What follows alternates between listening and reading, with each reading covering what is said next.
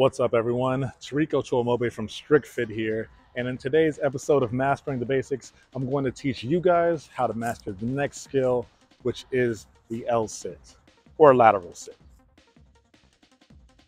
This move does require a heavy amount of scapular depression. Basically, when we're pushing down, we're drawing our shoulder and our scapula down to kind of support our bodies. So the best way to train this is going to be static holds on a block or bar. Check this out right here. Lift myself up, and instead of having my shoulders near my ears, I'm going to push out. Have my shoulders drawn down and maintain the static hold, squeezing my core.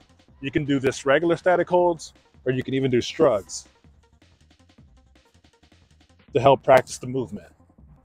So now that we have the static hold together, let's focus on the core compression. Basically, we're going to be compressing our core as we're pushing down with this movement.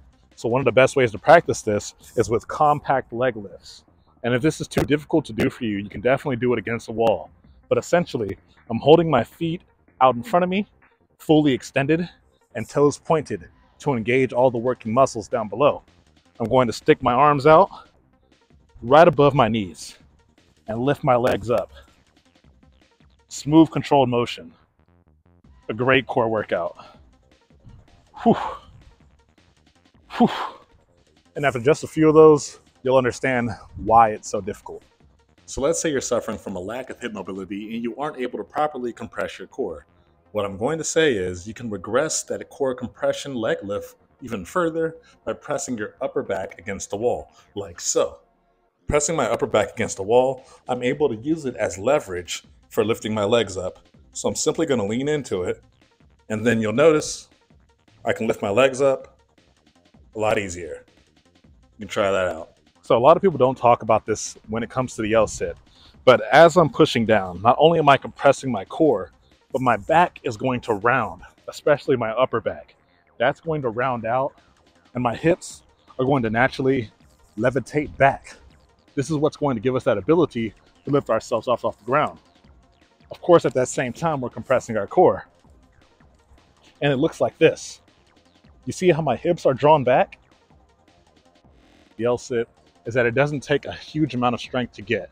And honestly, anybody who started in any other fitness discipline, usually this is one of the skills they have an easier time mastering. And the absolute last thing I want to talk about is using elevation. You see, I have a block here, and with this block, I'm going to have more room for failure when I'm doing the L-sit. So if I'm sticking my arms down as safely as I can, drawing my scapula back, bringing my hips back and compressing my core, my legs can lay down further. You'll notice that. And with that, that is what we call failure protection. As I'm gaining that mobility and that core compression strength, I'm able to still practice the move in a safe manner. Like this.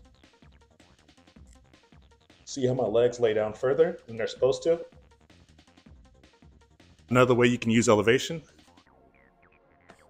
is if you want to practice scapular depression.